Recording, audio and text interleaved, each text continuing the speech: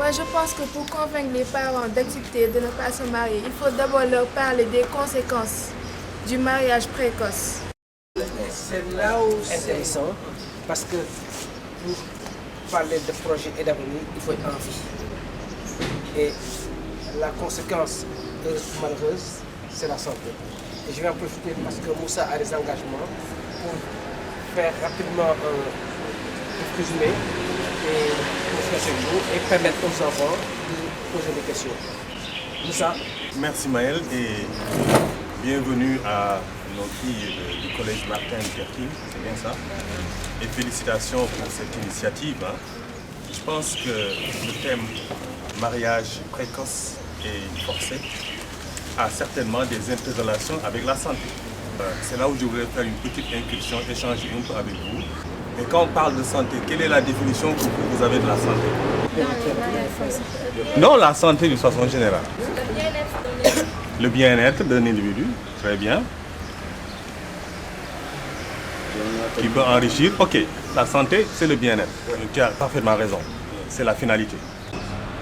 Il y a la définition idéaliste, qui est la définition de l'Organisation mondiale de la santé.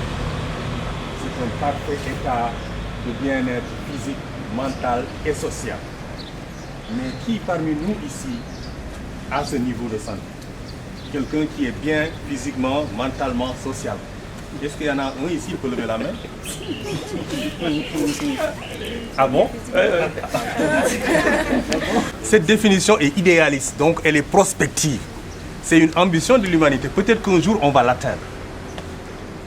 C'est pourquoi cette définition est opposée à une définition beaucoup plus pratique, dite de l'école idéaliste, qui veut que la santé soit un équilibre entre les agressions du milieu extérieur et le fonctionnement de notre organisme.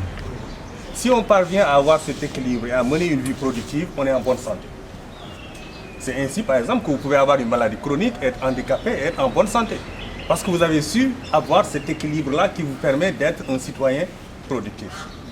Et c'est cette définition-là que nous utilisons dans le monde du développement, parce qu'elle est plus réaliste. Maintenant, la définition idéaliste est une projection à laquelle on tend. Maintenant, mariage précoce et mariage forcé, dans notre jargon, nous préférons le terme mariage prématuré. Vous connaissez la prématurité? C'est quoi? C'est la croissance. Ah bon? Ne pas avoir l'âge. Ne pas avoir l'âge qu'il faut. Ne pas? Le bas âge. C'est quelque chose qui se fait avant l'âge.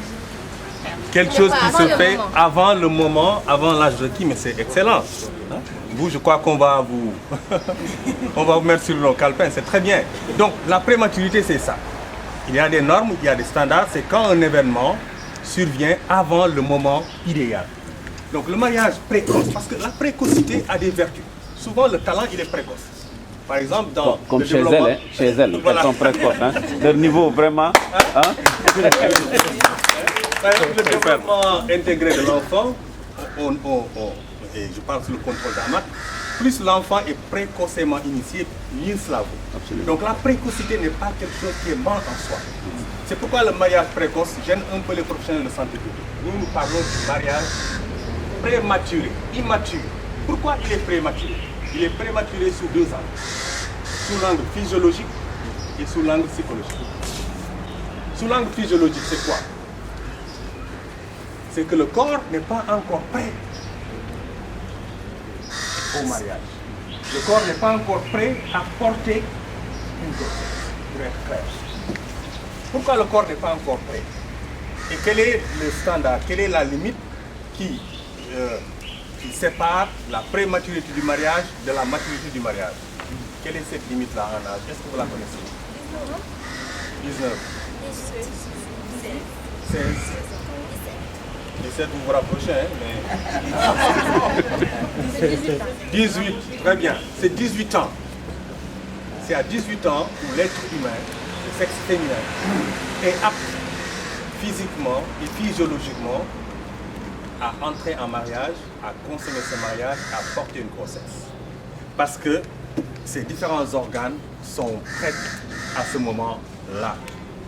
Ce qui arrive maintenant, vous le voyez dans la presse, Parce que dans la constitution du Sénégal, on avait mis dans notre droit de la famille que le mariage pouvait être consommé à 16 ans avec avis favorable du médecin.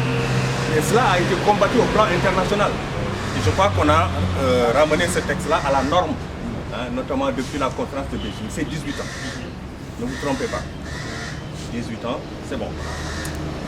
Si ça se passe avant 18 ans, il y a ce qu'on appelle, en termes très simples, le bassin général marétrice. Vous pouvez être de forte corpulence à 16-17 ans, hein, pesez même 100 kg.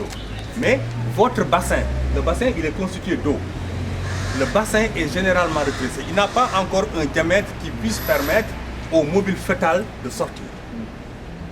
Donc quand vous êtes enceinte à 16-17 ans, sachez que quelle que soit votre taille et votre corpulence, vous n'êtes pas mature du point de vue du développement osseux.